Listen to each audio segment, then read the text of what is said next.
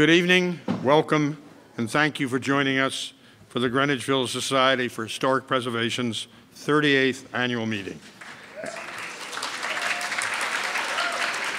And then the fun part of the evening, the 2018 Village Awards ceremony that follows. I'm Art Levin, President of the Society.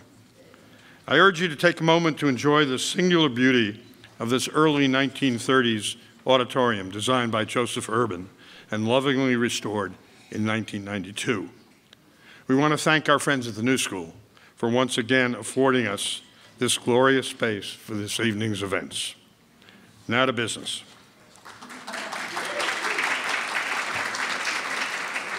Alan Sperling, our Secretary and Treasurer, has confirmed to me that notice of the annual meeting has been provided in accordance with our bylaws and that a quorum of members is in attendance. I now call the 38th annual meeting of the membership to order. And I would like to next introduce Justine Luguziamo, a trustee and co-chair of the GVSHP nominating committee. Justine. Hello. GVSHP's nominating committee is entrusted with the task of searching out new members for our Board of Trustees and confirming the continued engagement of current trustees whose term is due for renewal.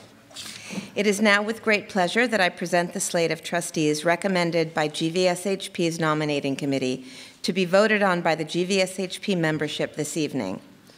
All dues-paying members received a bookmark when you entered to indicate your vote. When I call for the vote, please raise your voting bookmark in the air. The trustees being proposed for a renewed 3-year term are as follows. For those trustees who are here tonight, please stand when I say your name. Marianne Arisman, Tom Burchard, Art Levin, Trevor Stewart, Judith Stonehill, Linda Yoel. While Tom Cooper has chosen not to renew for another term as trustee, he will be remaining active as co-chair of our Brokers Partnership. Thanks, Tom, for your years of service. Before I introduce our honored guest, I just want to ask all of the GVSHP members in the audience who should have your little identifiers as GVSHP members. All those in favor of the slate of trustees for renewal, please raise your hands. Any opposed? All right, it passes. Thank you very much.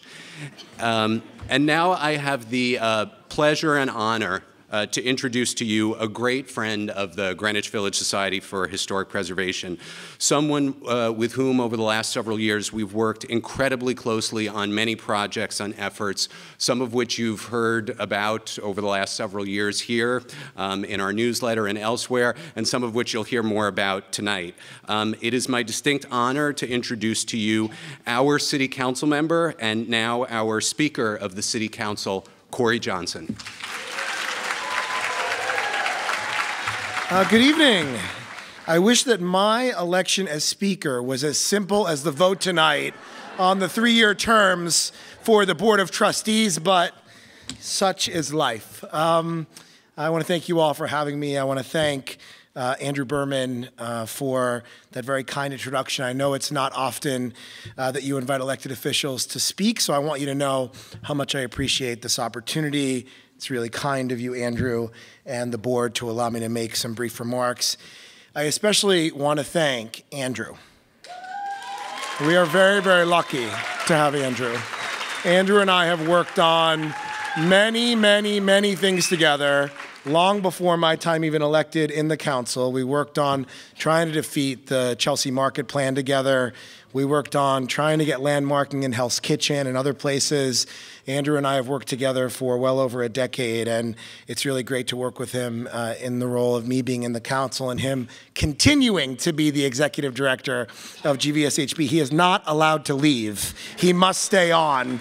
It's a tenured position as ED. So when members of the City Council go to work, and we do go to work, we walk through the doors of a building that construction began on in 1803. It is an amazing place, City Hall. with a soaring rotunda, Corinthian columns, and a beautiful marble staircase. And I get literally a thrill every single day when I walk towards the building and walk up the steps to think about everything that went on there before us and how we are now part of that history. City Hall is a designated New York City exterior and interior landmark. And it is right across the street from the Woolworth Building, another gem. And I'm sure people who get to visit City Hall get a similar kick from time to time in recognizing the history and beauty of it.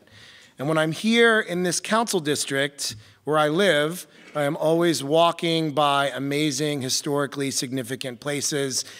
Indulge me for a moment. This council district that I think most of you all live in, that I have the honor of representing, covers the neighborhoods of West Soho, Hudson Square, Greenwich Village, the West Village, the South Village, the Meatpacking District, Chelsea, Flatiron, Hell's Kitchen, a little bit of the Upper West Side, Columbus Circle, Times Square, the Theater District, the Garment District, Hudson Yards, the High Line, Hudson River Park, Penn Station, Moynihan Station, the Port Authority Bus Terminal, the Javits Center, the Whitney Museum, Jefferson Market Library, Ladies Mile, the Charlton Van Dam Historic District, part of the Soho Cast Iron Historic District, the Greenwich Village Historic District, the West Chelsea Historic District, the South Village Extended Historic District. It's the best district in New York City. And in New York, fortunately for us, this is our everyday to get to experience all of that. These buildings give us our sense of place and context. They're part of what makes New York City the city that I want to stay in. They're what makes it so easy to fall in love with the city when you move here or when you visit. And that wouldn't be possible without the work that all of you do and without the work that GVSHP does. What I admire so much about the Greenwich Village Society for Historic Preservation is that you are constantly getting at the question, what kind of city do we want to live in? Do we want to live in a city that abandons its past in favor of a quick buck? Or do we want to live in a city that respects and preserves what's special so future generations can appreciate what came before? For almost 40 years, you have offered us the right answers to the benefit of not only the people who live in Greenwich Village and the East Village, but the hundreds of thousands of people who pass through these neighborhoods every single day. And if it wasn't for people like you and for people like Jane Jacobs and many other preservationists, the village wouldn't be what it is today. For that commitment, I personally am really, really grateful. I benefit, we benefit from what you've done whenever we walk around this part of our big city. So to be able to partner with you all has been a big joy in my time as council member. Being able to say that together with you, we were able to contribute to that work in partnership to finally make the Sullivan-Thompson Historic District a reality in the South Village is really, really gratifying. And all told, as Andrew can tell you, because he helped start the process, it took more than a decade to make it happen, and I'm proud that we accomplished it together. We had another victory just recently, as I'm sure you all know, when the Landmarks Preservation Commission retreated from its proposed rule changes that would have limited public participation in the preservation process.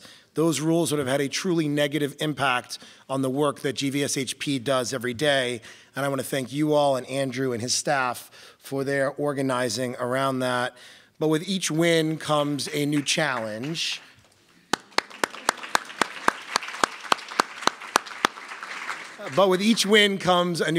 Our work is not finished. The Landmarks Preservation Commission needs a new chair. And I believe it's important that the next chair be someone who embodies preservationist values. We need to keep asking ourselves, what kind of city do we want to live in? What kind of city do we want to leave behind for our kids and our grandchildren? Years from now, I want them to be able to walk down Cornelia Street or Jane Street or Horatio Street or pick any street and soak up the same essence that is sometimes undefinable that makes the village what it is and makes New York what it is. That's what you and I share. What we do is ultimately not self-interested, though we benefit from it here and now. It's really about passing our history along to people we'll never know, many of whom haven't even been born yet. So again, I want to thank you all for being committed to our neighborhoods and our city, and I want you to know that I'll continue to be an ally in the fight. I just want to end with this. We are so lucky in this crazy time we're living in to live in New York City. And we are so lucky to live in Manhattan. And we are so lucky to live in Greenwich Village. And I want you all to know that the work that I get to do every single day, it's hard for me to call it work because I love it so much and I'm so passionate about it. When I walk up those steps that I talked about earlier, I'm not joking, I'm not exaggerating, I'm not embellishing when I say this. I still pinch myself most days, being tremendously grateful to be able to have the honor and privilege of representing you all on the City Council, now doing this work as Speaker. And I want you to know, those of you who are constituents, who are most of you, that even though I have this new role as Speaker, which is great and exhausting, that I know who ultimately I report to, which are my constituents, the people that live here in this district. And that even though I have greater responsibilities now for the entire city, I know who elected me, I know who I represent on a daily basis, and I look forward to continuing that partnership with all of you. Thank you very much.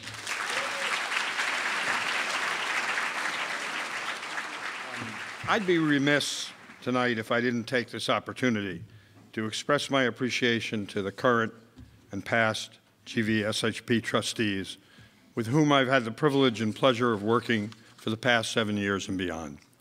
They are not only my colleagues and neighbors, but my good friends as well. The Board of Trustees of our organization are very much a roll-up-your-sleeves group of individuals whose passion for and commitment to our mission comes across loud and clear. Their selflessness in devoting precious personal time and boundless energy, not to mention the significant financial support, is instrumental to providing the solid foundations that enable our organization's extraordinary accomplishments. Lastly, as a membership organization, everything we do, every victory for our community, is in the final analysis thanks to the enthusiastic and loyal support of our members, neighbors, and friends, many of whom are here tonight. Our consistently growing membership represents every part of our diverse community, the East, Far West, the Central, and South Village. To all our members and friends with whom we interact in the pursuit of our shared vision, know that we do not take your support for granted.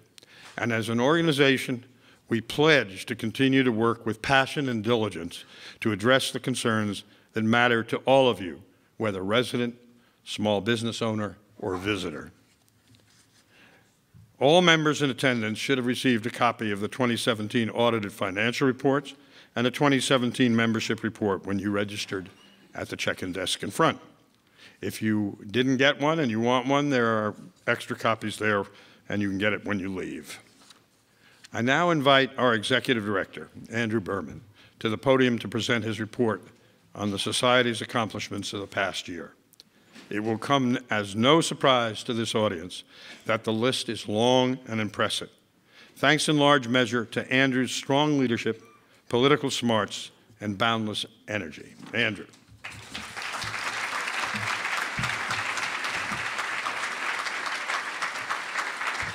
Thank you very much, Art. Good evening, everyone, and welcome again to GVSHP's annual meeting and Village Awards. I first want to start out by saying thank you to our wonderful awards committee, especially co-chairs Catherine Schoonover and Tom Burchard, for their terrific work in selecting this year's nominees from hundreds of worthy nominations. I'd also like to thank and acknowledge GVSHP's incredibly hardworking staff, Sam Moskowitz, Linnell Stevens, Sarah Bean Atman, Ariel Cates, Matthew Marowitz, and Harry Bubbins, who is elsewhere tonight because he's at a meeting about protecting small businesses in our neighborhood.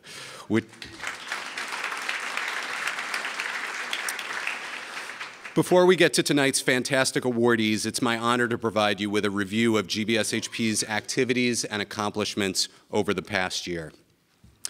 This has been a real watershed year for GVSHP as we've taken on citywide and statewide preservation issues that will profoundly impact our neighborhoods, saved landmarks from the wrecking ball, fought off developers' lawsuits, and planned for our future. Our benefit house tour this past May was a resounding success, showcasing an incredible array of houses and lofts while raising about 20% of GVSHP's budget in a single day.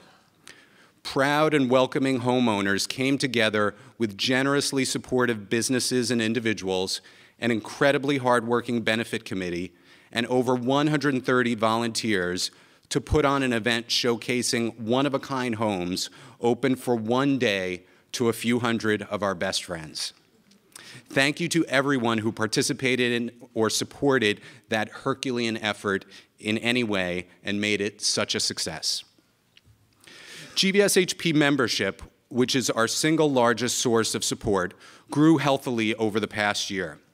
Our numbers of members increased by 6%, while overall membership giving increased by 10%. And we were honored to receive a very generous gift bequeathed to us by a lifelong neighborhood resident, which, as GVSHP faces some big challenges and decisions about our future, will make our planning and preparation that much easier. Support came in other forms as well. The estate of famed Village Voice photographer Fred W. McDara allowed us once again to sell prints of several of his iconic images to raise funds for the Society. This time, classic images of Greenwich Village and the East Village from the 1950s and 60s. Local, independently owned specialty store Gourmet Garage generously offered GVSHP members 25% off over the past year, giving us an incentive to gain new members and a reward for old members, all while supporting a local business. GVSHP in turn continued to support and celebrate our many small and independent businesses with our Business of the Month program, now in its 4th year. Our 12 businesses this past year included an East Village South Asian specialty store, a West Village family-owned flower shop, 2 beloved Central Village immigrant-owned food shops, our city's oldest Russian and Turkish bathhouse, a theater, a record store, an herbalist, and a purveyor of all things British.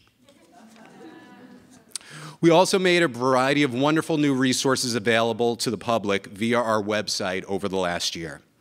GVSHP added 15 new collections to our historic image archive, totaling more than 1,000 new images, most of which were donated by the public. These images range from the 19th through the early 21st centuries. Some came from GVSHP's own photographic records.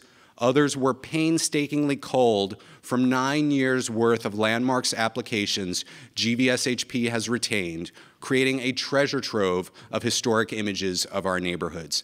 And I want to especially note and acknowledge GVSHP member Carol Teller, who took and donated several hundred of those images that you see up there, which were particularly wonderful. GVSHP also, for the first time, mapped all 700+ applications for significant changes to landmarked buildings in our neighborhood that we have tracked and shared with the public since 2009. This incredibly useful tool now allows you to search your block or immediate vicinity for past or present landmark applications, see what has been proposed and what has been approved or denied.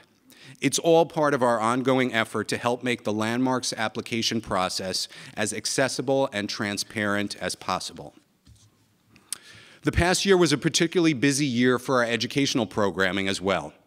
GVSHP conducted a record-breaking 71 programs over the last 12 months, most of which were free and open to the general public, with more than 6,100 people attended.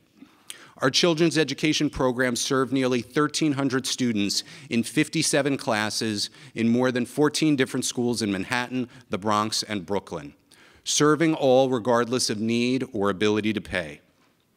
And our highly praised continuing education program served more than 60 real estate professionals, imparting to them the value of historic preservation. GVSHP also celebrated and memorialized two great women over the past year with our historic plaque program. In October, we unveiled our plaque marking the Waverly Place home of civil rights icon Lorraine Hansberry.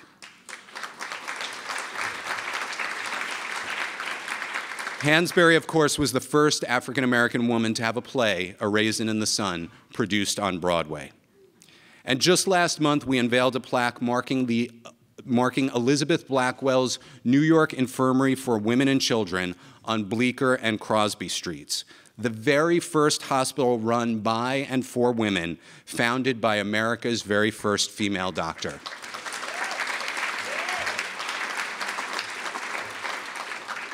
Over the last year, we've also released a series of oral histories reflecting the diverse and inspiring stories which can be found throughout our neighborhoods.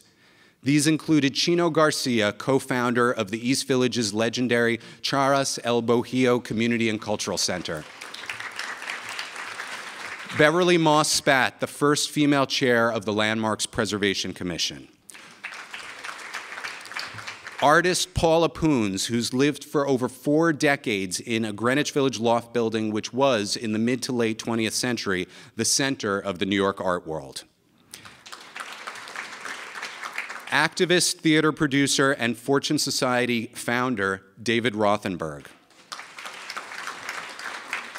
Dr. Victor Kalun, former St. Vincent's Hospital doctor who served during the height of the AIDS epidemic. And Rich Wandel, former archivist and historian for the LGBT Community Center. All these oral histories are available to read or listen to on our website. Of course, GVSHP doesn't just document and celebrate our treasured history, we also fight to protect it. And this past year, we waged some particularly tough and consequential battles. Last October, after a 1.5-year campaign, GVSHP saved the beautiful 1866 lofts at 827, 831 Broadway from the wrecking ball and planned replacement with a 300-foot-tall office tower.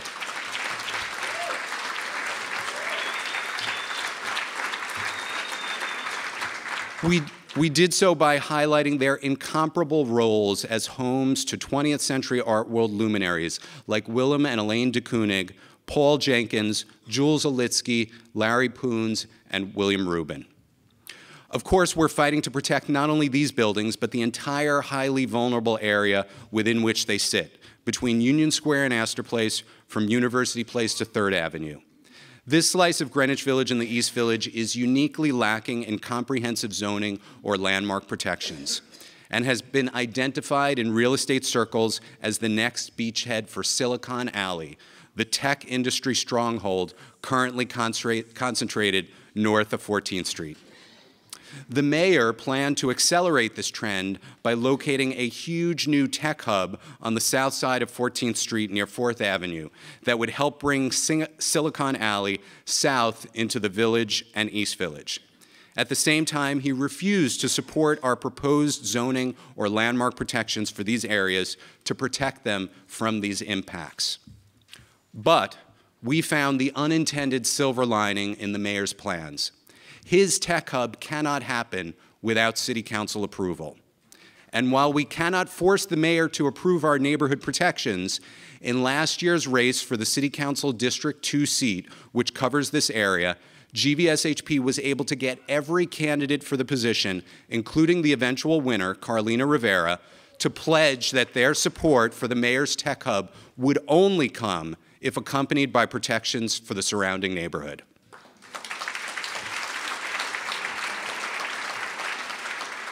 We are now working closely with Councilmember Rivera to get such protections in place before the City Council votes on the tech hub in August.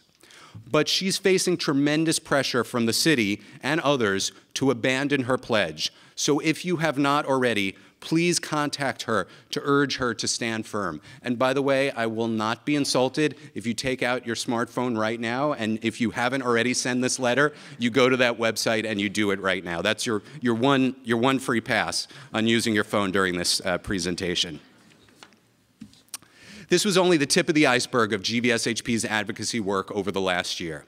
The Society took a leading role in the fight against a plan, which Speaker Johnson spoke to before, by the Landmarks Preservation Commission to strip the public of its ability to weigh in on or even know about certain proposed changes to landmark buildings and buildings in historic districts. Facing a tremendous backlash and over 4,000 letters generated by GVSHP members in opposition, the LPC rolled back the plan last week.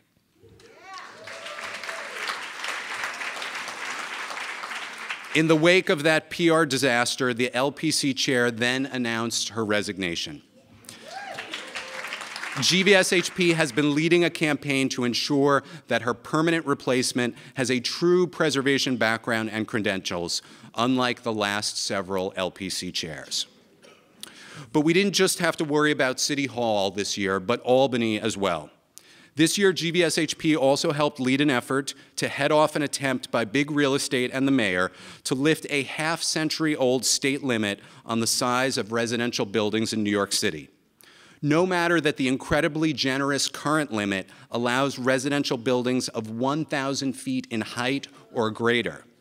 Proponents of lifting the cap want no limit whatsoever, so residential neighborhoods across New York City can be upzoned to allow supersized towers. And I should mention, by the way, that Speaker Johnson and I were talking just before this began, and he is going to help us in Albany as well to try to make sure that that doesn't happen.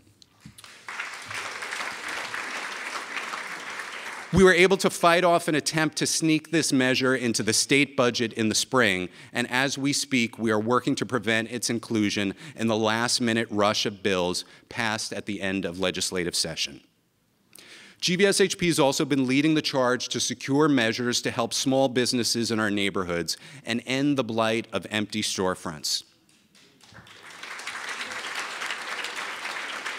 We're working with a coalition of local small business owners in the East Village to pursue zoning changes that would limit the size and location of chain stores in the area to help protect independently owned businesses. We are hopeful that success there can be replicated throughout our neighborhoods. And GVSHP has also been strongly advocating for the Small Business Jobs Survival Act, a city council bill which would prevent small businesses from simply being denied lease renewals and allow fairer terms for negotiating such lease renewals. All three of our local city council members support this bill, and I know that Speaker Johnson has promised that a hearing will take place later this summer. This year, we focus not just on preserving small businesses, but small cultural institutions as well. GVSHP worked closely with the Merchants House Museum to try to prevent a planned hotel next door, which the museum believes would threaten their precious landmarked historic structure with irreversible and catastrophic damage. While the plan for the hotel was unfortunately approved by the Landmarks Preservation Commission, a zoning change is also required.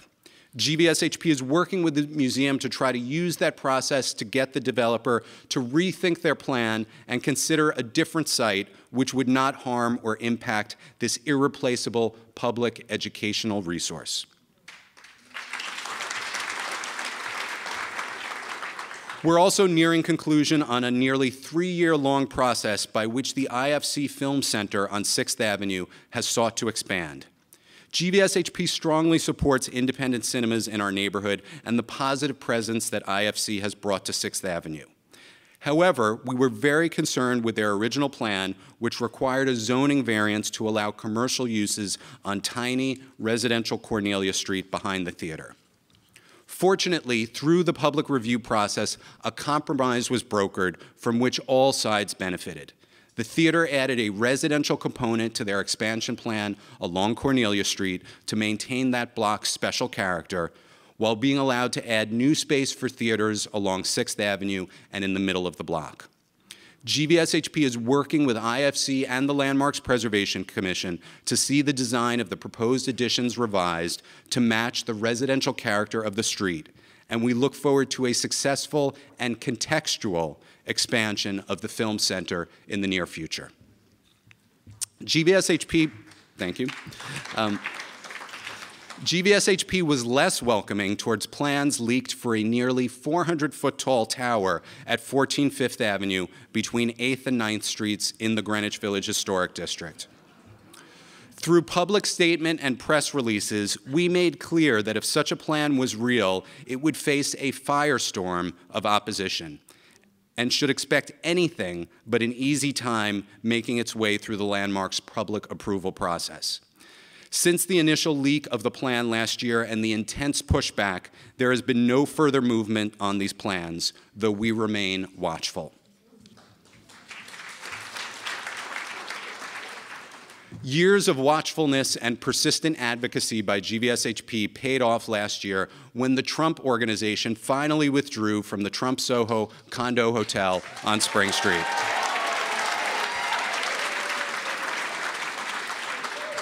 GVSHP had opposed the development from the beginning based upon clear zoning violations, but the city allowed it to be built, claiming that there would be a strict monitoring regime to ensure compliance with zoning. When GVSHP exposed that no such monitoring was taking place, we shamed the city into enforcing the terms of the agreement under which the eyesore was allowed to be built, resulting in hundreds of thousands of dollars in fines being collected and the owner being prevented from profiting off of illegal uses. After several unprofitable years, the Trump Organization finally picked up stakes and left Spring Street.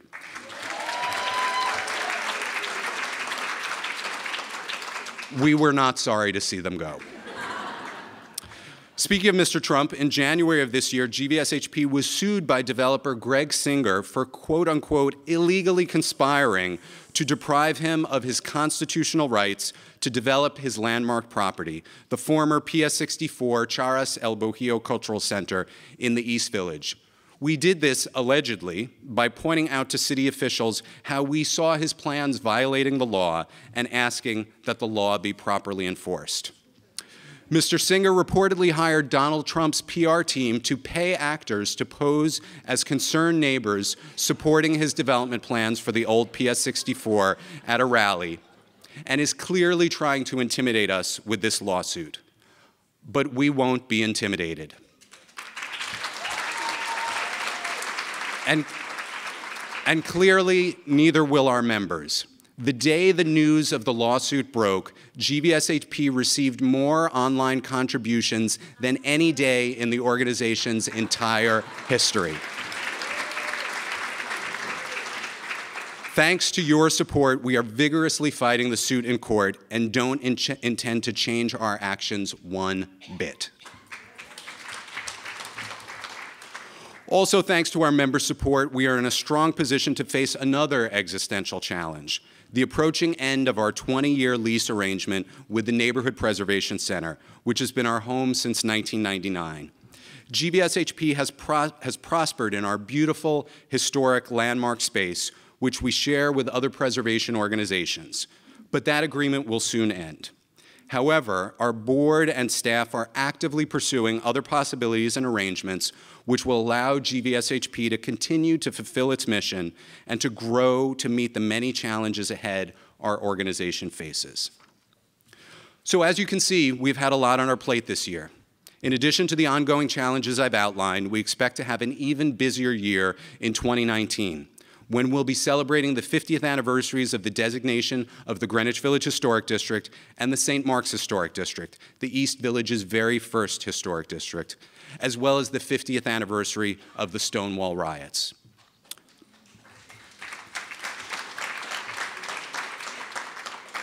We've got a lot to do, but with your continued help and support, I'm confident that GVSHP will be able to do more than ever and better than ever. Thank you very much, and please enjoy the rest of the evening.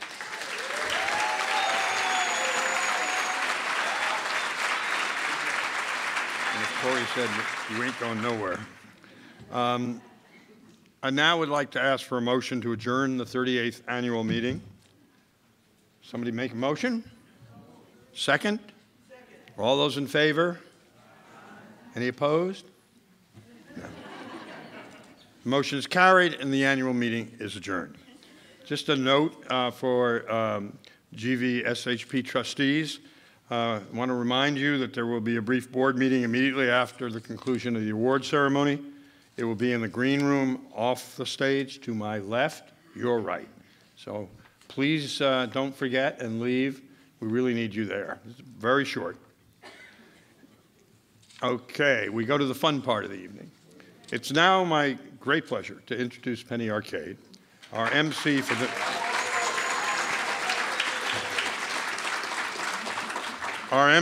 tonight's 2018 Village Awards ceremony. Penny debuted at 18 with John Vaccaro's explosive Playhouse of the Ridiculous, the seminal rock and roll, political, glitter glam theater that influenced everything from the musical Hair to punk.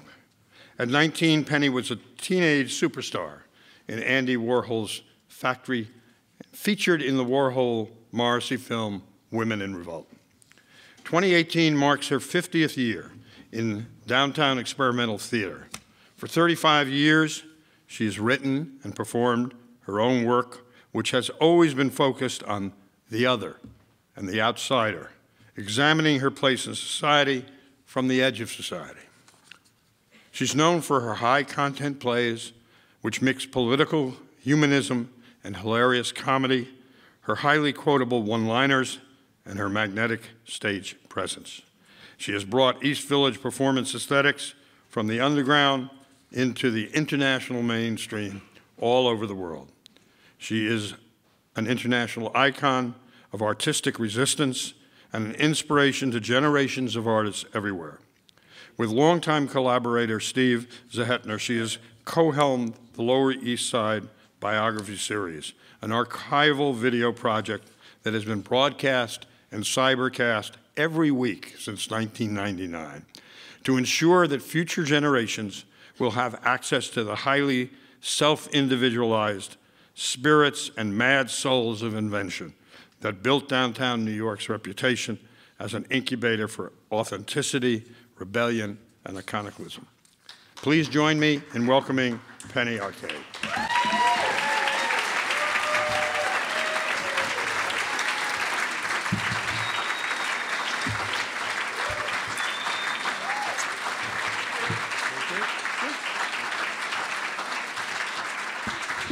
Hi, everyone. I've got to do this because I'm so small. I'm just a few inches taller than the podium. Yeah. So, first of all, I want to say how deeply moving it is for me, how honored I am to be emceeing this event today.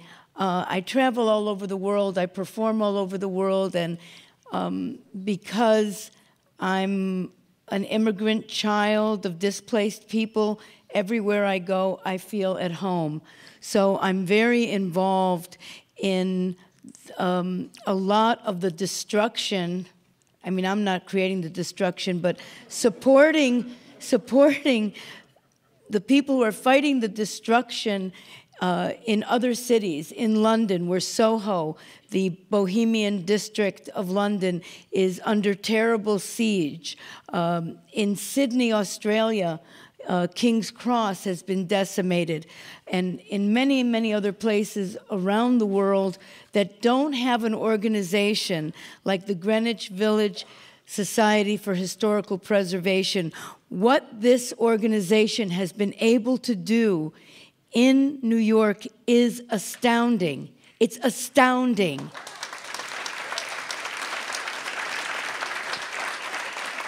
And I want to right now make a pledge that I am going to work very, very hard in 2018 to increase the membership in the Greenwich Village Historical Society, because it's so necessary when we know what we're up against in this city. So I just have to say that that's not in the script, but it had to be said, and I'm just so honored and flabbergasted by what Andrew Berman and this organization is able to do, that they have those political skills to navigate this situation which is ruled by greed in this city.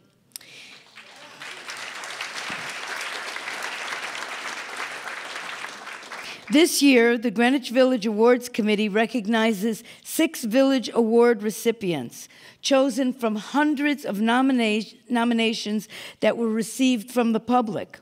Tonight, we are very, very pleased to honor and recognize a family-owned business that is one of the most iconic comedy clubs in the world, an internationally renowned cultural institution that has repurposed an abandoned courthouse as a cathedral of cinema, the father of the Greenwich Village Halloween Parade, and a lifelong artist and costume designer and set designer, a theater that has premiered over 1,000 American plays and won more than 40 Obies over its almost 50-year history, a father and son locksmith and artist team who skillfully work in the smallest building in Manhattan, and an 1851 building beautifully redesigned and contextually redeveloped as transitional housing for LGBTQ young adults.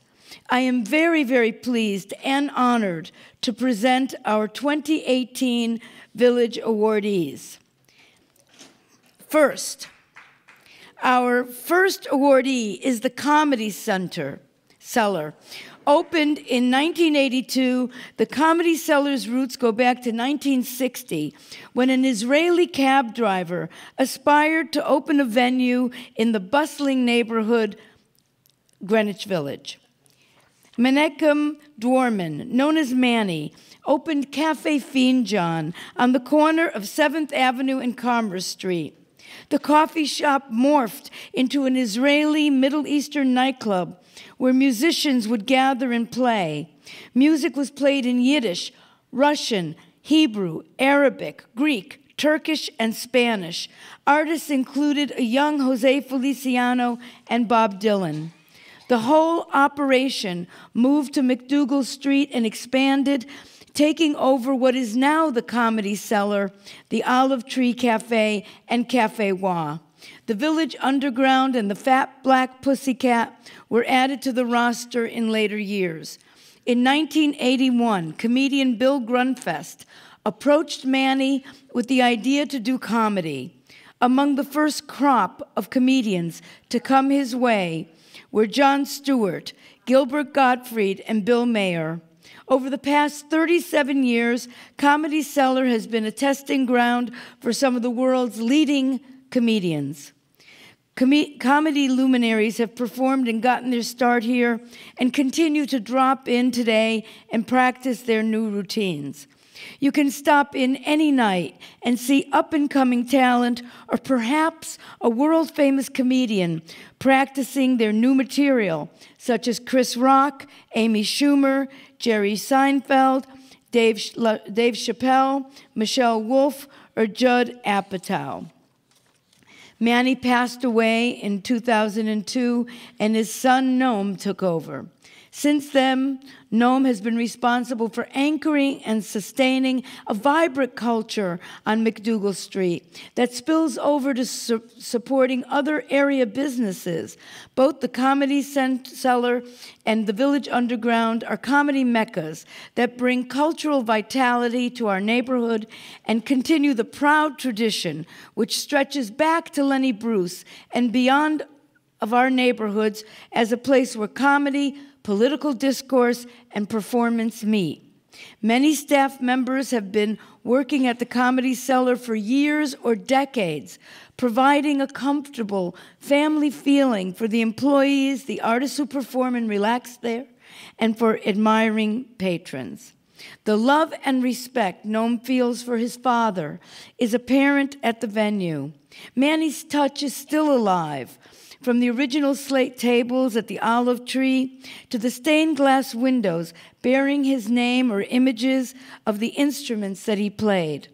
Also decorating the walls are intricate drawings of patrons made by Noam's stepmother, lending even more of a cozy, homey feeling to the place. After periods of success and struggles, the Comedy Cellar is now enjoying an amazing upswing, and we are thrilled to recognize this world-famous comedy club.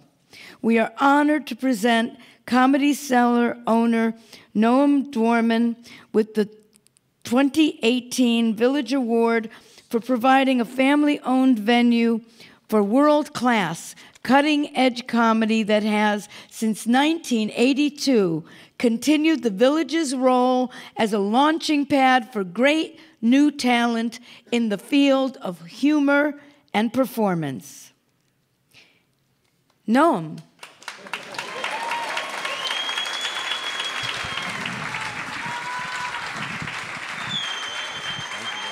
You're very welcome. Thank you so much. Wow. Thank you. First of all, what a beautiful little thing that was written there about our history. I wish I had it recorded. I hope somebody does have it recorded because it really moved me. All right, I'll read this quick little thing. You know, for my entire life, operating an entertainment establishment in the Village was quite a precarious way to make a living. As a little boy, you know, I don't ever remember being alive when we didn't have one of these places. I remember when Bob Dylan was a regular performer at the original Cafe Fiend John on 7th Avenue. District leader Ed Koch was on a campaign to shut down all the coffee houses. They were full of hippies, and they had illegal entertainment. Because in those days, the cabaret laws prevented live music in most locations. And I remember my father, I hope this is okay to say, I remember my father printed up buttons. You know, buttons were very big in the 60s. And during the campaign season, my father printed up buttons that said, "Don't be a Koch sucker." But later they became friends. Even in the 90s, at the Comedy Cellar, we were threatened by, at the time, some zealous activists looking to find some technicality, some way that they could bring comedy in under the cabaret laws to try to stop it. I don't know why. But somehow, over time, we became acceptable and now, I guess, even respected, and I appreciate that very much. To the people concerned with preserving the Village's history in the 1960s, we were the interlopers trying to make a quick buck. But to the people who have grown up since then, and I guess had their youth in the Village and grown up since then, now we become a part of a treasured and historic past of the Village. And I guess there's some lessons that everybody can take about perspective from that. In any event, I couldn't be more proud and only wish my father were alive today to see that the Village no longer wants him out. Thank you so much.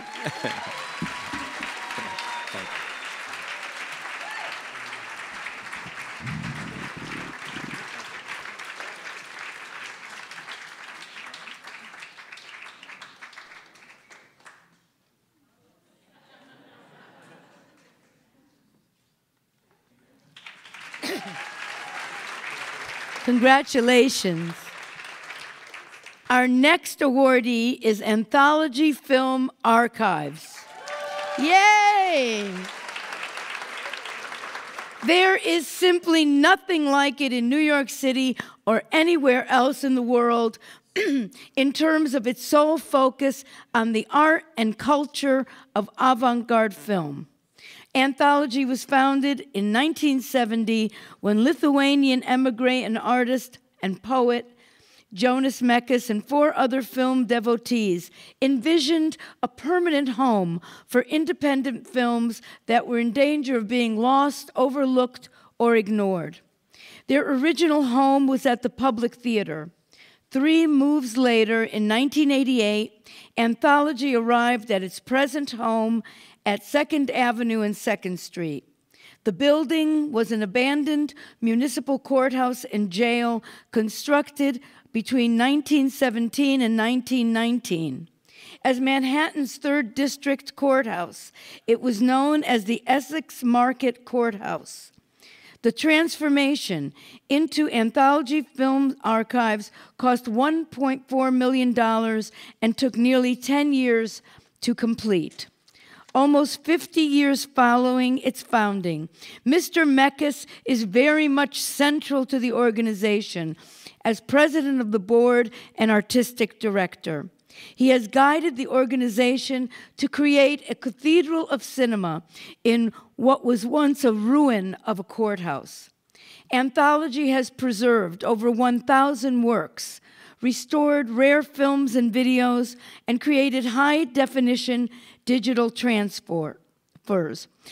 Their archive is enormous and includes 20,000 films, 5,000 videos, 2,000 audio tapes, and a library of books, periodicals, photographs, posters, and other materials. Among the historically precious and significant inventory they house and preserve are films by Charlie Chaplin, Buster Keaton, Laurel and Hardy, Andy Warhol, and Orson Welles, including the original shooting script for Citizen Kane. Now led by director John Mirapiri, Anthology screens more than 1,100 programs to over 40,000 individuals every year. It has 2 theaters and a state-of-the-art digital and video production equipment. Anthology is now on the cusp of a $12.5 million expansion project that will enlarge the facility from 20,000 feet to 35,000 square feet. It will add a 4th floor, a public library, a street-level cafe, a rooftop terrace, interior renovations, and an elevator that will make it ADA accessible. The rooftop addition is a skillful solution that presents as a modern version of a classical attic story. The transparent treatment at the parapet of the roof terrace is particularly interesting.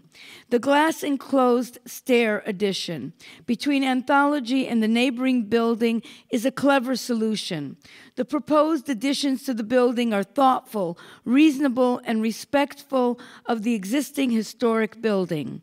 The groundbreaking is scheduled for spring 2019 with a rededication opening for late 2020, which will mark Anthology's 50th anniversary. As Anthology transitions into its next phase, GVSHP is proud to present this Village Award to Anthology Film Archives and to Jonas Meckes, an unrivaled international center for the preservation, study, and exhibition of film and video with a particular focus on independent, experimental, and avant-garde cinema.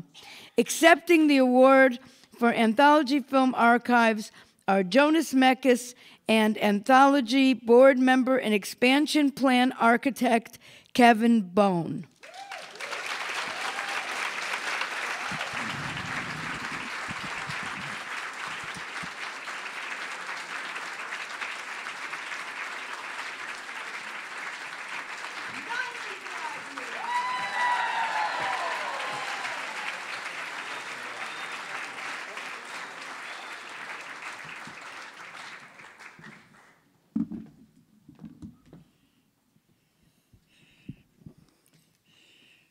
We are a small chamber museum.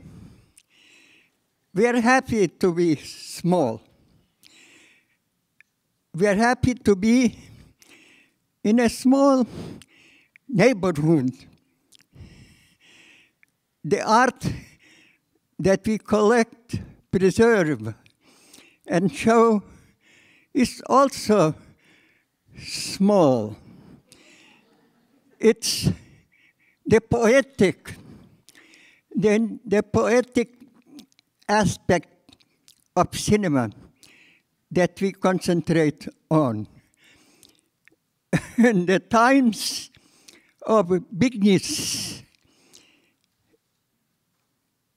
we are happy to be and remain small, personal. I think it was Dostoevsky who said that in order to be universal, you have to be really small and really personal. That's poetry. That is poetry. And we are determined to stay where we are. And we are very happy to be where we are.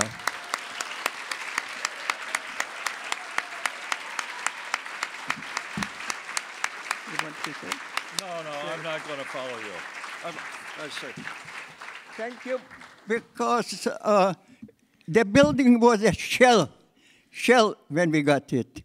And we restored and made it into what it is now with local people. Our architects, both Raymond Abram and Kevin Bone, were from Cooper Union, and all the workers were from Cooper, from the neighborhood. So I'm very much deeply connected with all of you. We are together. No, wait one second. My very first act of architectural preservation was to copper-clad the cornice of this building. With my friend Bob James, on a very cold November and December, when it was still an abandoned building, we were determined to save this beautiful masonry cornice.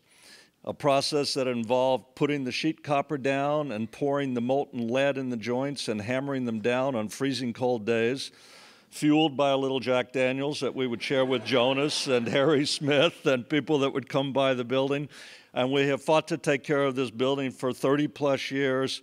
This is a beautiful project, and we hope you all visit and support this project. And we thank very much the Society for recognizing this treasure of New York City.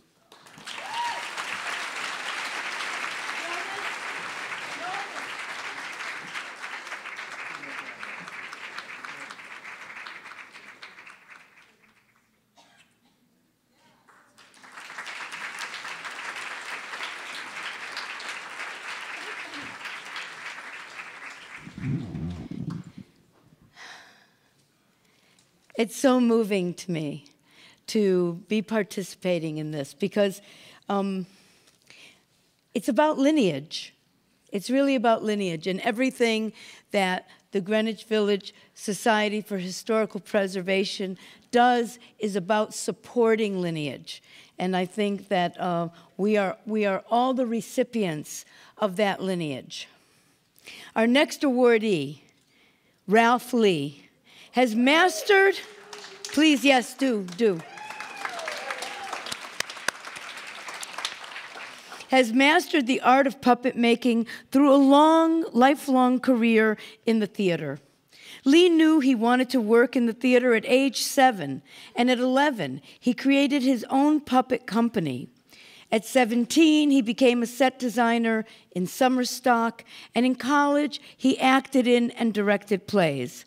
In 1959, Ralph moved to New York City planning to be an actor and was cast in a production of Camus' Caligula. This exposed him to the shops where costumes were made, and after the show closed, he started making masks, puppets, and eccentric props for professional theater. From there, Lee began building and accumulating giant puppets. He felt that they should do something unconventional, roaming and performing scenes in different locations while the audience followed them. So how did Ralph Lee and his creatures give birth to the now orangutan Halloween parade? In 1974, while teaching at Bennington College, he created an outdoor theatrical extravaganza, which incorporated a lot of the giant puppets he had been accumulating. Ralph says, "The first time I saw my figures outdoors instead of inside, they seemed to take on a vibrant life, and I got excited about that. They're a little more comfortable outdoors," he said. When George Bartinieff from Theater for the New City, approached him about doing some sort of Halloween event, he was ready to go. In its first year, the Halloween parade zigzagged through the village. Groups of masked characters would have a small performance in a courtyard or the steps of a building, and the parade goers would stop and watch the performance.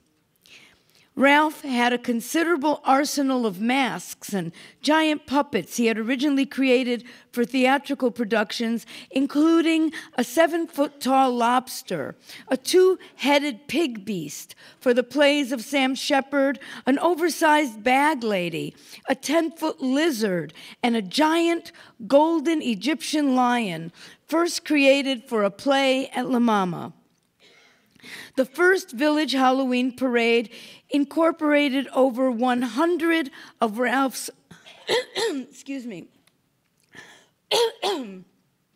over 100 of Ralph's masks and giant puppets. It started on the steps of the Theater for a New City, then located on Jane Street, and went through the courtyard of Westbeth, where Ralph still lives. It traveled through the narrow streets of Greenwich Village from West Street to Washington Square, halting occasionally for a band of witches to perform a song and dance number or a battle between demons and angels on the steps of Washington Square Methodist Church. Lee and the Theater for the New City decided to do the parade again in 1975. New acts and performances were added. The Halloween parade obtained its own not-for-profit status, and a production staff was formed following the 1975 parade. The parade continued to increase in size every year, with more costumes and giant puppets, as well as lighting designers, technical staff, and parade marshals. Eventually, the parade outgrew the narrow village streets. Ralph directed the parade for a total of 12 years, letting it go after the 1985 parade, when it had taken on a life of its own. 45 years later, the parade still includes its signature large puppets, but it now also includes more than 50 bands and commercial floats, 60,000 participants, and 2 million spectators. Ralph is the proud father of many quirky giant puppets, as well as 3 daughters and a son, real ones. They are all part of a large community of imaginative artists and performers whose energies have brought life to the parade for these many, many years. GVSHP is proud to honor Ralph Lee as the father of the Greenwich Village Halloween Parade, an enduring tradition and celebration known as a beacon of creativity throughout the world, and for his lifelong contributions to the arts. Ralph Lee.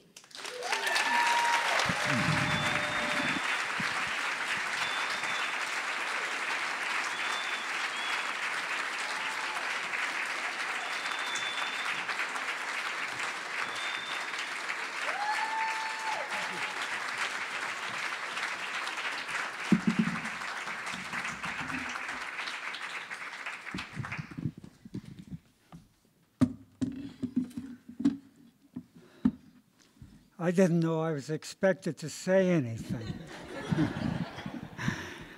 I'm very honored to receive this award, and it's great that the parade goes on. Some of you might be curious as to what I've done since 1985. Just pull this towards you a bit.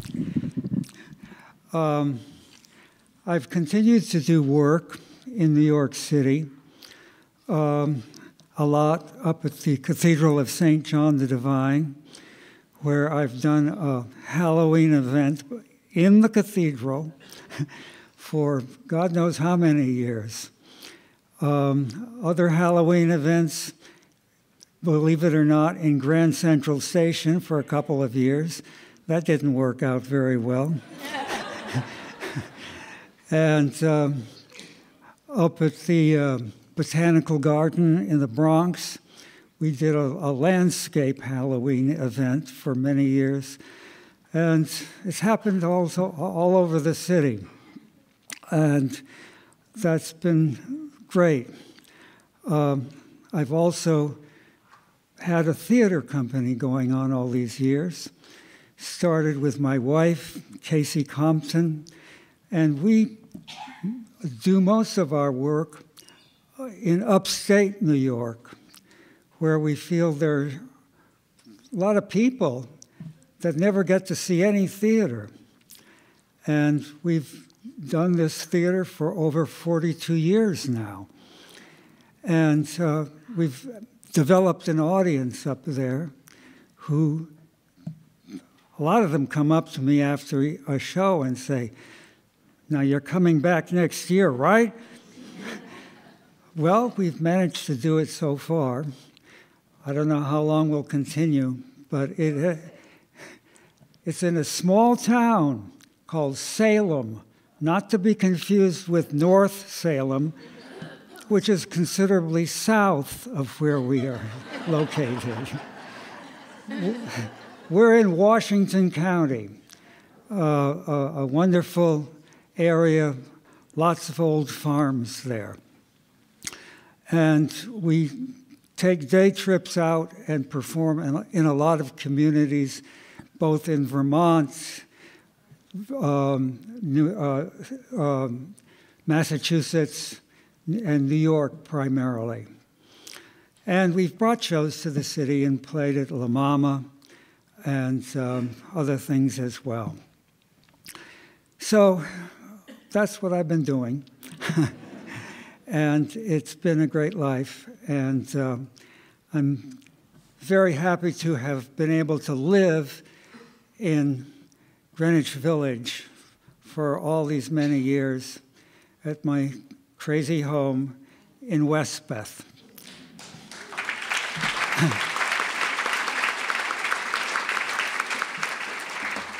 And I thank you all very much for honoring me tonight.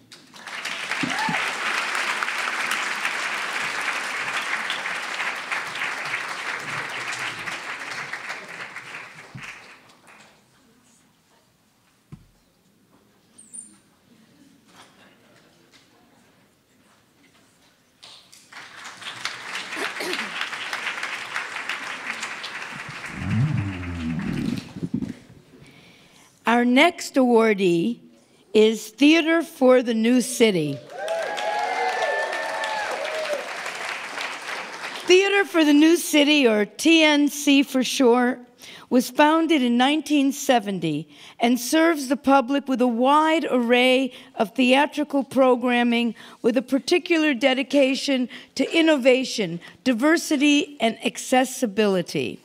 Crystal Field, George Bartinieff, Theo Barnes, and Lawrence Kornfeld formed TNC at Westbeth almost 50 years ago. It was named Theater for the New City after a speech in which then Mayor John V. Lindsay envisioned a new city for all. TNC officially opened in March of 1971, while two of the original four founders, Barnes and Kornfeld, left TNC during its first year.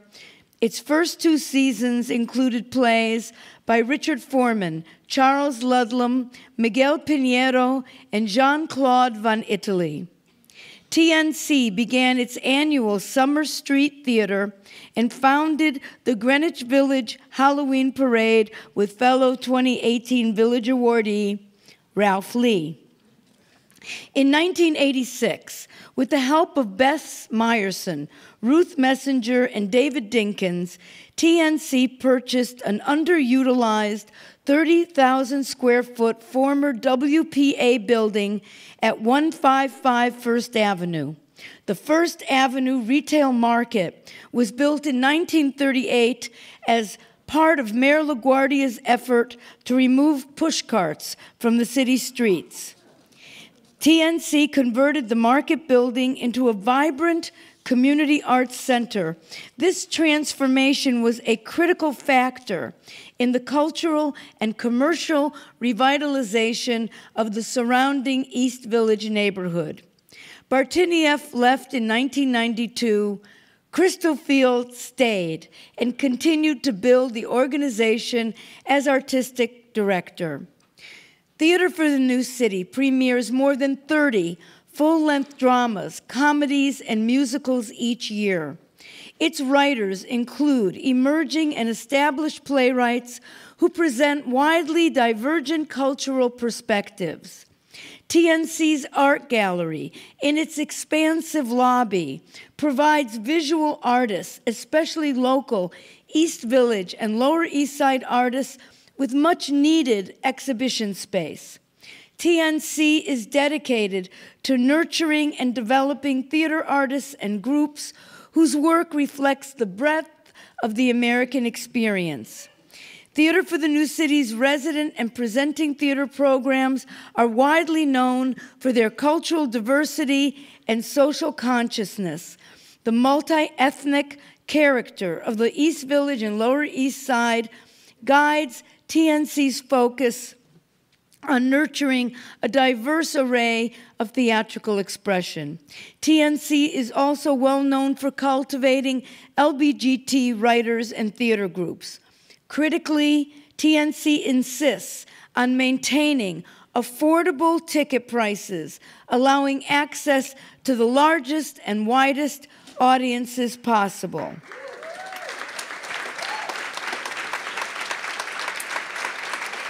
I would also like to add a personal statement, which is that Theater for the New City is the only theater or cultural institution beside Anthology Film Archives that I know of that operates without a political agenda, based only on the quality of the work of the people presenting. That's a big deal. Let's see, I just threw myself off. TNC's annual summer street theater brings a 50-member company to 13 multi-ethnic and low-income neighborhoods throughout New York. Its vintage Halloween costume ball, it's not vintage, I'm seeing things. It's Village Halloween costume. I've just been doing a writing residency upstate in Saratoga, and every day my long-suffering collaborator, Steve Zettner, of 26 years, takes me to small towns to do thrift shopping. So it's on my mind.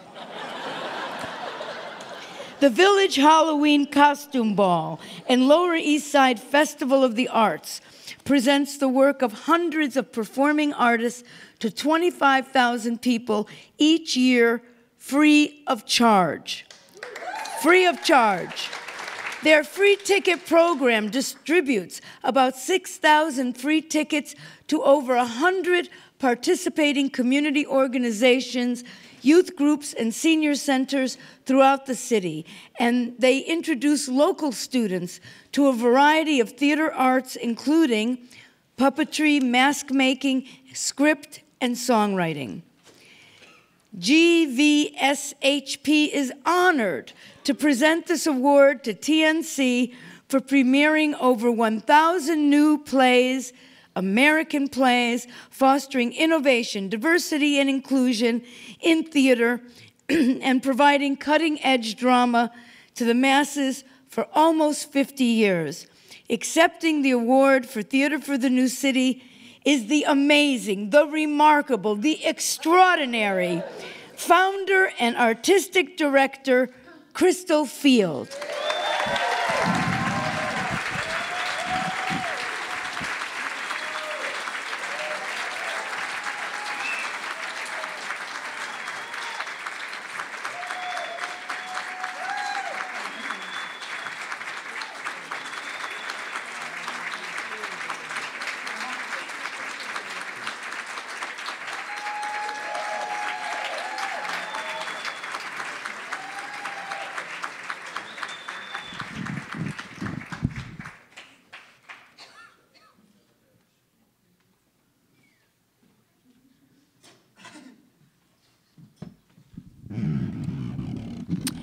Well, I'm really honored to get this award for the theater, and I thought to myself, what kind of an award is this?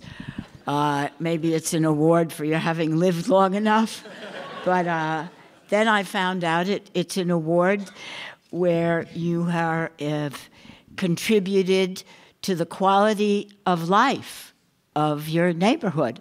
And when I heard that, I said, well, now that's an award I really think that it's wonderful to have. As a matter of fact, it's the nicest award that I think we've ever gotten, one that really means so much to us. You know, when we had to leave our digs in the West Village, we actually have been in 4 different places until we found the place that we now have. In 1986, we had to figure out where were we going to go, because every place we went, it would be a rundown piece of shit. And we would, with great help, and people from the neighborhood and artists and sculptors come and fix it up and make it wonderful, and audiences would come, and sure enough, the damn neighborhood would change, and we'd lose our lease and we'd have to leave. And that's the way it was, all the way until this wonderful guy, whose name I can't remember, who worked with Goles, G-O-L-E-S, the good old Lower East Side, found us this building, this wonderful building, steel and concrete. It had been a bomb shelter at one point. I mean, it was a really wonderful building. And by the way, we are now mortgage-free. We burned our mortgage. Yeah. So... we don't have any money, but we don't owe anybody anything. So anyway, we were figuring out where to go, and then you know, we said we want to go to a neighborhood that's got people. There were other places we could go where there were lots of artists around, but we said no, we really want people. That's where we want to go. We want to go beyond the question of the local critics who do not appreciate the work that we do. And we know from previous experience that once we get past them and get to the regular community, they love us. And that's what happens. That's what happens with our street theater and everything else that we do. And so that's why we chose the East Village. We wanted that kind of a neighborhood, and we got it. And so all in all, we're very pleased with where we are and who we are and what we're doing and what we're going to do and the fight that we are a part of. And we're living in terrible, terrible times, but we're thriving, strangely enough. One never knows 3 months from now, but that's the way it's been for 48 years. And so all I can say is, you know, hallelujah, and keep on going.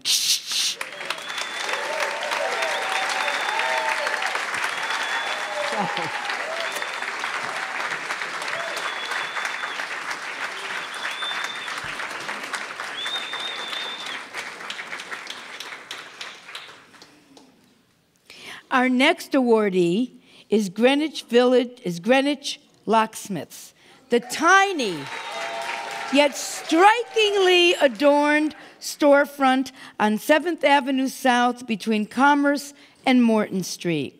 In the words of one half-joking admirer, this is Greenwich Village. They can't just be locksmiths, they have to be artists too. Before owner Phil Mortillaro bought the building on 7th Avenue South in 1980, he was renting a store around Union Square. His landlord decided to develop the building and offered to relocate him, but the rent in the new space was almost double. Phil negotiated with the landlord, and with the settlement from his old space, he purchased his current space. At only 125 square feet, this is the smallest freestanding building in Manhattan with its own lot number. It was built in 1921 as a repair shop, and Phil wouldn't trade his business and lifestyle for anything. The facade and front door of the store is made up entirely of keys, about 10,000 of them, a task that Phil and his business partner and son, Phil Jr., took about a year to complete. The design is inspired by Vincent van Gogh's Starry Night. There is also a chair made of keys in front of the store. These might be your first clues that Greenwich Locksmiths is not your average locksmith. Phil is a specialist in antique keys and a self-taught safecracker of great skill. He has done work for the Department of Homeland Security, the Coast Guard, the Post Office, and of course, many residents of Greenwich Village and the surrounding area. Phil Jr., age 28, is happily following in his father's footsteps. An information technology specialist as well as a locksmith, his work combines his two professional passions. His IT experience helps Greenwich locksmiths navigate the next generation of locks, electronic access systems, cameras, and such. And like his father, he's pursuing metal sculpture. Both Phil Jr. and Sr. live in the area and acknowledge their neighborhood isn't what it used to be, but that's not necessarily a bad thing. The neighborhood has changed a lot, he says, but let's face it, as we get older, things change. When Chase Bank offered Phil $2 million to turn the building into an ATM, he declined the offer. Yay!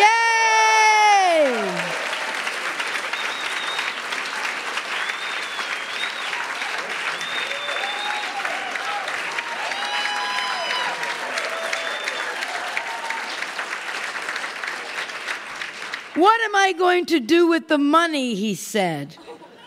Isn't money supposed to make you happy? I'm already happy. GVSHP is proud to honor Greenwich locksmiths with a Village Award for skillfully providing, since 1980, an essential service with a unique artistic touch in a space as charming and impressive as it is tiny.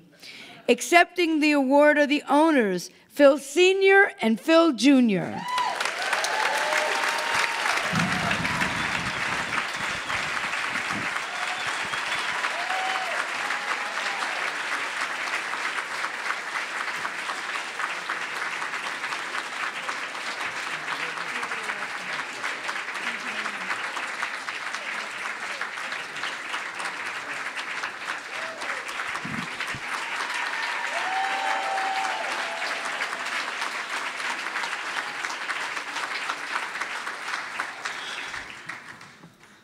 Well, thank you. I mean, I'm very honored. I mean, I love Greenwich Village, and it's my home. It's where I met my wife, where my kids were born. And this is such an honor. I'm choked up for a change.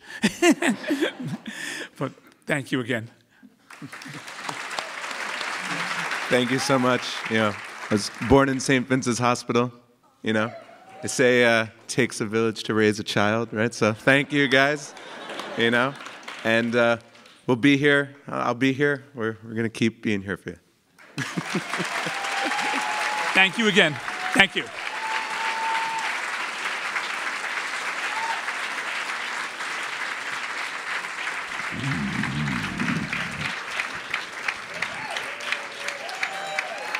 Well, isn't that point of view a tonic in these times? Regina Kellerman was GVSHP's first executive director. She was an architectural historian and passionate preservationist. Her work laid the foundation for the designation of several of New York City's first historic districts and individual landmarks. We honor her each year by presenting a Village Award for a significant contribution to the field of preservation. Built as a row house circa 1850 and later converted for use as a multiple dwelling, 222 East 13th Street was, until quite recently, left abandoned and decaying for nearly 20 years. But over the past several years, it has been beautifully restored and renovated to suit the needs of formerly homeless LBGT youth.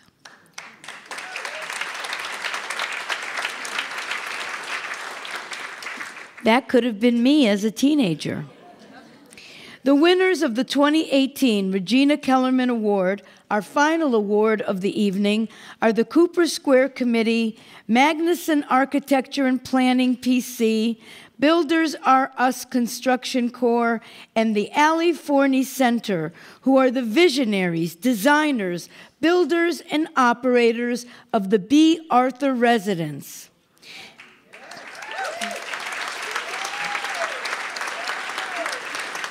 B. Arthur, who, by the way, here we are in the new school. B. Arthur, not many people know this, but B. Arthur, who of course we all know, for her amazing television career, was a student of Erwin Piscator, the famed director who worked with Bertolt Brecht, who created the first drama program at the New School. And she was one of his directing students, along with the great Judith Malina and Marlon Brando and several other very famous people. B. Arthur gave one of her final performances in 2005 for the Alley Forney Center. This organization helps provide homeless LBGT youth with homes and empowers them with the tools needed to live independently.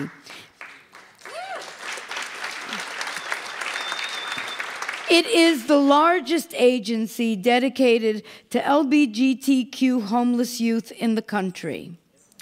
B. Arthur was saddened by the hundreds of thousands of LGBTQ teens who were rejected by their families and driven to homelessness in this country.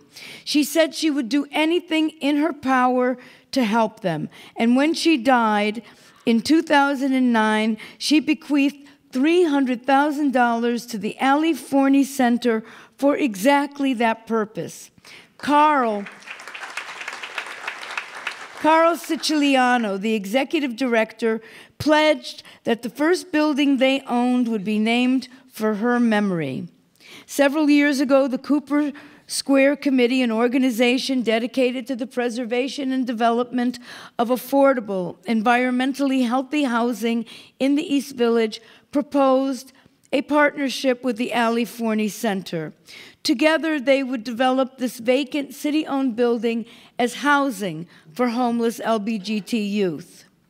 $3.3 million in funding was provided by the city, and some additional funds were secured from private sources. The partnership acquired the building from the City Department of Housing Preservation and Development on June 30th, 2015, and renovation began shortly after.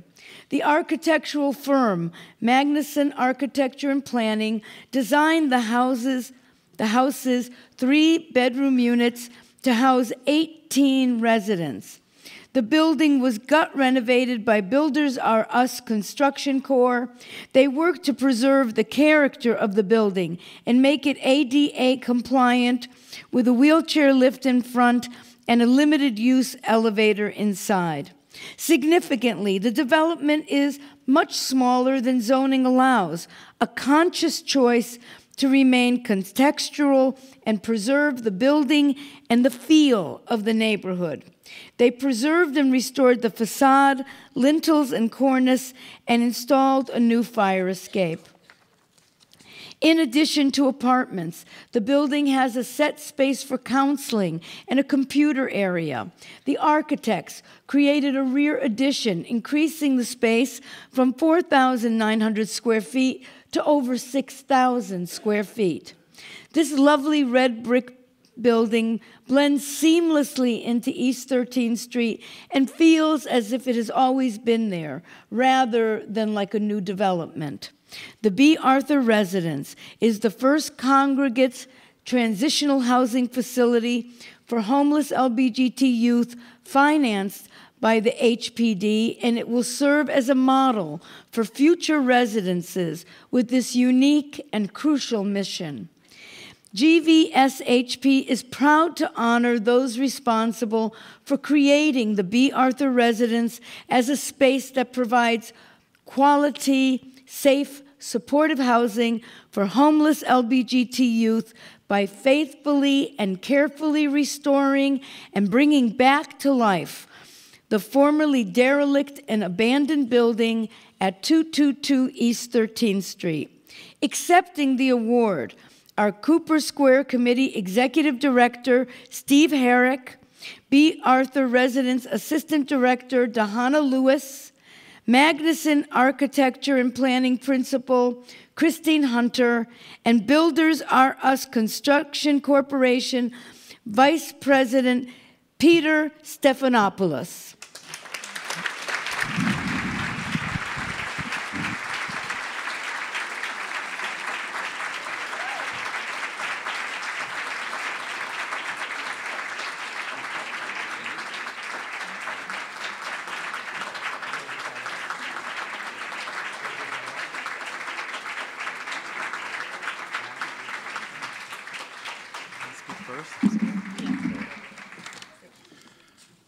Well, first, I just want to thank GVSHP for this award. We're really honored, especially an award coming from an organization that has done such tremendous work preserving the cultural fabric and historic character of our community. Well, I'm honored to accept this on behalf of Cooper Square Committee. And of course, this award really does belong to all of the development partners on this project. It's been a number of years ago, I reached out to Carl Siciliano and asked if he would partner with our organization to redevelop this building, which had been vacant for so long, as was mentioned. And I'm just really thankful he said yes, because this had been a blight on the block for a lot of years. And we knew it was going to be a difficult building to redevelop because it had been vacant for so long, and it was going to cost a lot of money. And I was looking at different programs and funding available, and I just didn't really know what would work here. But I really thought the Ali Fournet Center would be the perfect fit for this building because we could do a relatively small congregate housing for 18 residents. And again, so thankful to Ali Fournet for being a partner on this. Also just want to thank Magnuson Architecture and Planning for their design of this building, because they had to reconcile both the need to preserve the historic facade of the building, as well as the deal with the ADA requirements that the city had and HPD's design requirements. So there were a lot of different elements to this that sometimes conflicted, and I think we did a good job with this. And also want to thank Builders R Us for the terrific work that they did. There you are. Okay. I just think it's a beautiful building, and people who've toured it were just so impressed with how it feels like a wonderful, the apartments are just so home-like and does not have that institutional character that you might expect. So thanks to everyone who was part of this team, and I'll let other people say something.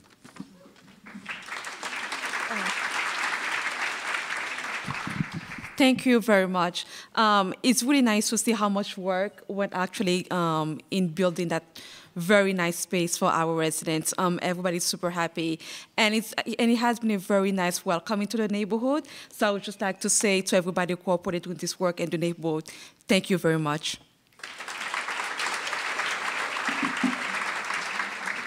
So Magnuson Architecture and Planning has been very happy to be a part of transforming what was a neighborhood eyesore into a transitional home for the young people served by Ali Fournet. And we really appreciate, it's been unusual for this type of housing that the neighborhood has been so welcoming. East 13th Street is a perfect location for this type of much needed supportive housing. Thank you so much.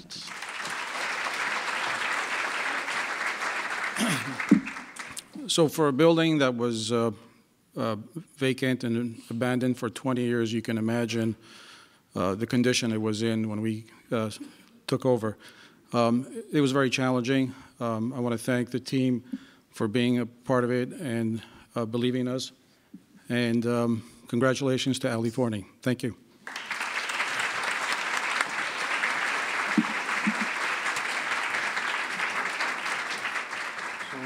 That's the end of our 2018 awards program. I want to thank Penny very much.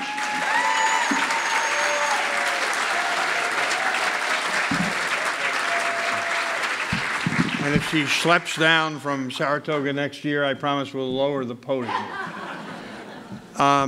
Two announcements. One, for the trustees, don't forget our meeting to my left, stage right, in the green room, right after I leave the podium. And for those of you in the audience, remember there are refreshments, I think, through the garden to the 12th Street building. You'll find something to eat and something to drink. And again, thank you all very much for coming tonight.